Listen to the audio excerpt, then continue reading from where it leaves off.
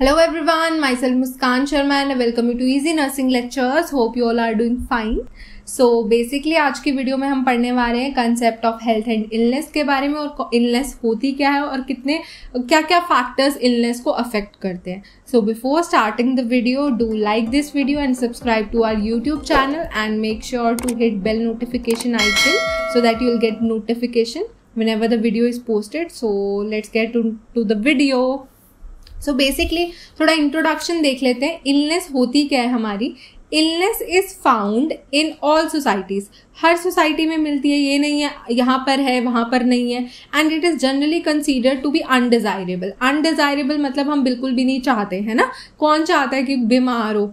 Most of the people believe that an ill person has an obligation to seek medical help and try to get well. तो वही है कि सारे लोग यही सोचते हैं कि जो बीमार बंदा है उसे मेडिकली हेल्प लेनी पड़ेगी अच्छा होने के लिए, ठीक है. और कंसीडरेबल डिफरेंस होता है पीपल से जो हेल्प लेते हैं, ठीक है. क्योंकि कई लोग क्या कहते हैं नहीं ठीक हो जाएंगे, ठीक है. वो it is true that some people seek medical advice while believing that they are not ill, ठीक है. बोला जाता है कि यस पीपल जो लोग हैं वो क्या करते हैं मेडिकल एडवाइसेस लेते हैं even that they are not ill, लेकिन बिलीव करेंगे कि बीमार नहीं है, ठीक है. Some patients have been ill, लेकिन कुछ बीमार होते हैं for a time before seeking medical help, लेकिन कहते हैं ना चल 2-4 दिन रुक जा क्या पता ठीक हो जाऊं वो. और उस पीरियड में उनको फैमिली मेंबर जो हैं घर के वो केयर करते हैं, ठीक है. जब भी एक बंदा जो है वो मेडिकल ट्रीटमेंट लेता है हेल्थ केयर इंस्टीट्यूशन से, जो इमीडिएट सराउंडिंग्स हैं वो भी उसके इन्फ्लुएंस करती हैं कि कैसा एनवायरनमेंट है, तो उसकी ट्रीटमेंट पे उसका बहुत ज़्यादा असर पड़ता है, ठीक है. और कैसे वो ठीक कितनी जल्दी होगा या नहीं होगा वो भी डिपेंड करेगा, ठीक है. काफ़ी सारे एनवायरमेंटल फैक्टर हैं जो कि ध्यान में हमें रखने पड़ते हैं पेशेंट को अगर हेल्दी एनवायरनमेंट देना है हॉस्पिटलाइजेशन के टाइम पे. सो हम स्टार्ट करते हैं concept of health and illness से. So concept of health and illness में हमारा क्या आएगा. According to the WHO world health organization, सबको डेफिनेशन तो रटी होगी. हेल्थ क्या है हमारा स्टेट है complete physical, mental, social and spiritual wellbeing का, ठीक है. स्पिरिचुअल हमारा न्यू ऐड हुआ है. Physical, mental, social and spiritual wellbeing का. ये नहीं है कि सिर्फ डिसीज या इन्फर्मिटी नहीं है, ये तो डेफिनेशन है.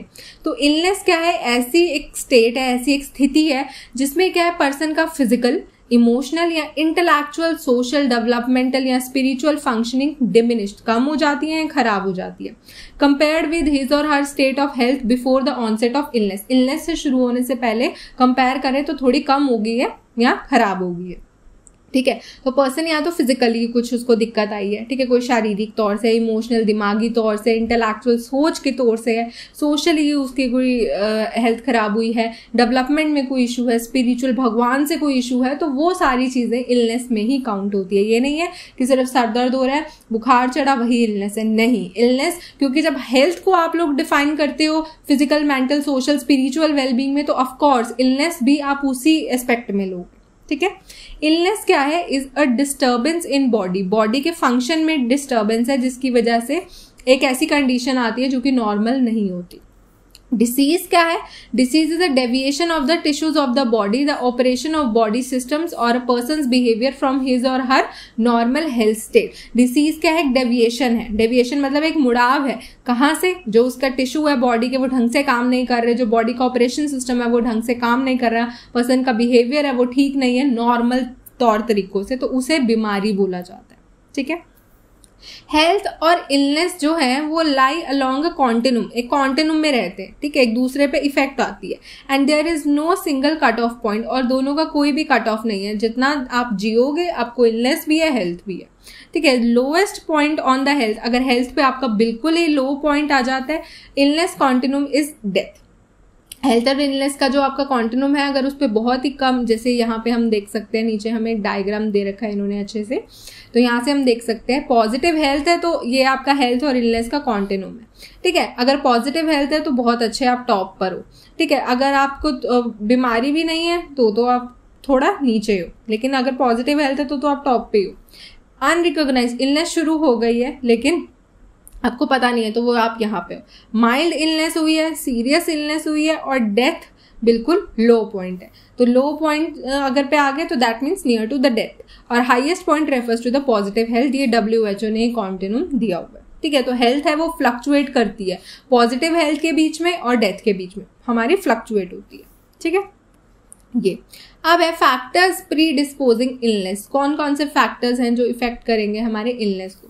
जो कुछ पर्सन होते हैं उनको इलनेस ज्यादा आती है देन द अदर पर्सन, दूसरों से कंपैरिजन में क्या है ज्यादा बीमारियां आती है, ठीक है। अ पर्सन्स हेल्थ हैबिट, कैसे उसकी हेल्थ हैबिट है, आदतें कैसी हैं, एज क्या है, वेट कैसा है, सेक्स कौन सा, मेल फीमेल, हेरिडिटरी, खानदान में कोई बीमारी तो नहीं चल रही, तो ये सारी चीजें उसे इफेक्ट करती हैं।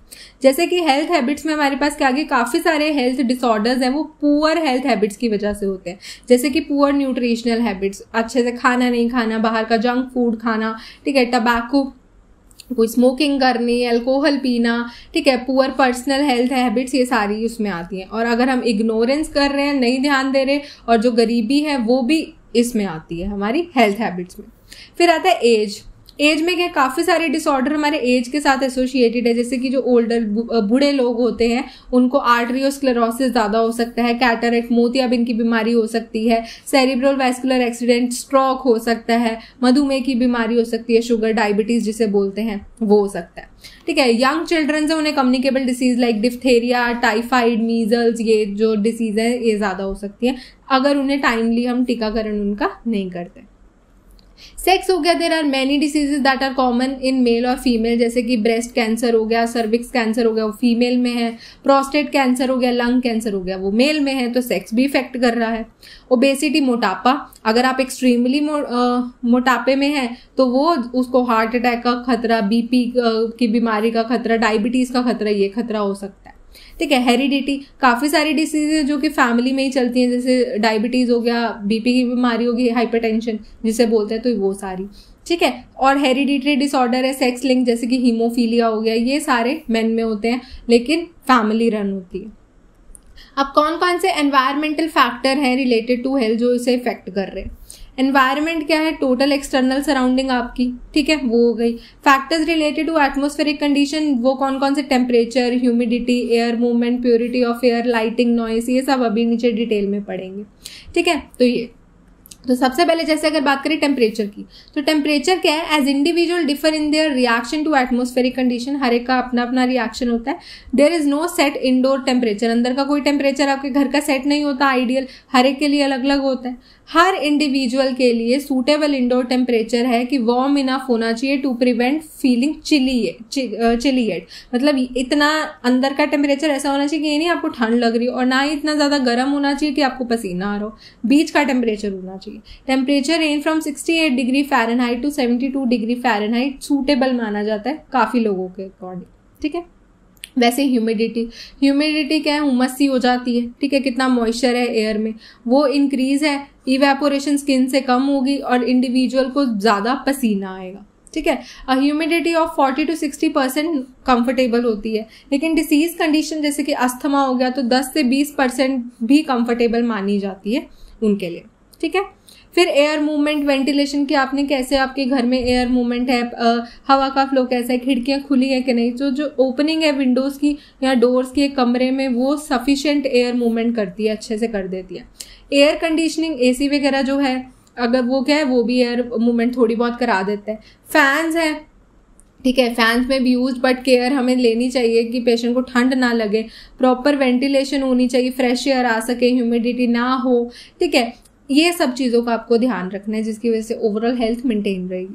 फिर कितना जो एयर है उसके सराउंडिंग में वो प्योर है, purity of air. The usual impurities of air में कौन कौन सी, जैसे gases, dust particles, micro organism, ये उसके सराउंडिंग में होते हैं, ठीक है। माइक्रो ऑर्गेनिज्म एक पेशेंट से दूसरे पेशेंट ड्रॉपलेट इन्फेक्शन हो सकती है खांसते छींकते वक्त, ठीक है। और पेशेंट जो वार्ड में है उन्हें ड्रॉपलेट इन्फेक्शन से बनाना है, अलग अलग क्यूबिकल्स, ऐसे ऐसे एरियाज बना देंगे, आइसोलेशन के टेक्निक्स बना देंगे, ठीक है। डस्ट नहीं होनी चाहिए, अच्छी वेंटिलेशन होनी चाहिए, सिगरेट स्मोकिंग नहीं होनी चाहिए, तो ऐसे आप प्योरिटी ऑफ एयर मेंटेन कर सकते हैं।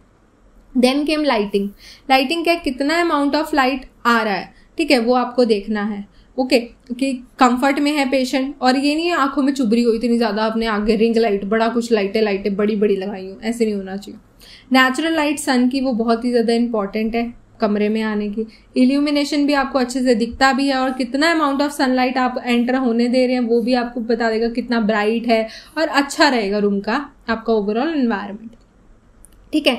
और अगर मतलब टू मच ज़्यादा लाइट नहीं होनी चाहिए जिसकी वजह से पेशेंट को इरिटेबिलिटी होगी, ठीक है। वो नॉइस का भी ध्यान रखना है वंस एनवायरनमेंट में, क्योंकि क्या है फिजिकल फटीग हो जाती है उससे, वेरियस नर्वस इमोशनल डिस्टर्बेंसेज हो जाती है। नॉइस नोइंग होती है उनके लिए जो कि बीमार है स्पेशली, है ना। हमें पता है ना, हम शोर मचा रहा हो और हमारी तबीयत बहुत खराब हो, बहुत गुस्सा चढ़ता है, तो वही। तो हॉस्पिटल में आपको ये सब कंट्रोल करनी चाहिए, ठीक है। और कहाँ से आ सकता है हॉस्पिटल में? लाउड टॉकिंग, गप्पे मार रहे हैं, बैठ के हंस रहे हैं, ठीक है, चलते वक्त पैर उठा के नहीं चल रहे, तो उस चीज़ों से गुस्सा आता है, तो अनॉय हो सकता है पेशेंट। विस्पर भी इक्वल अपसेंट लगे हो, ऐसे ऐसे करके लगे हो, वो भी गलत है ना। तो ये सब चीज़ों का आपको ध्यान रखना है, क्वाइटली और स्मूथली आपको चलना है, ठीक है। सब चीज़ों का आपको ध्यान रखना है ताकि पेशेंट का जो हेल्थ एनवायरनमेंट है वो अच्छे से मेंटेन रहे। डिकॉर का भी ध्यान रखना है, कलर स्कीम कैसी होनी चाहिए वो भी बहुत ज़्यादा इंपॉर्टेंट है।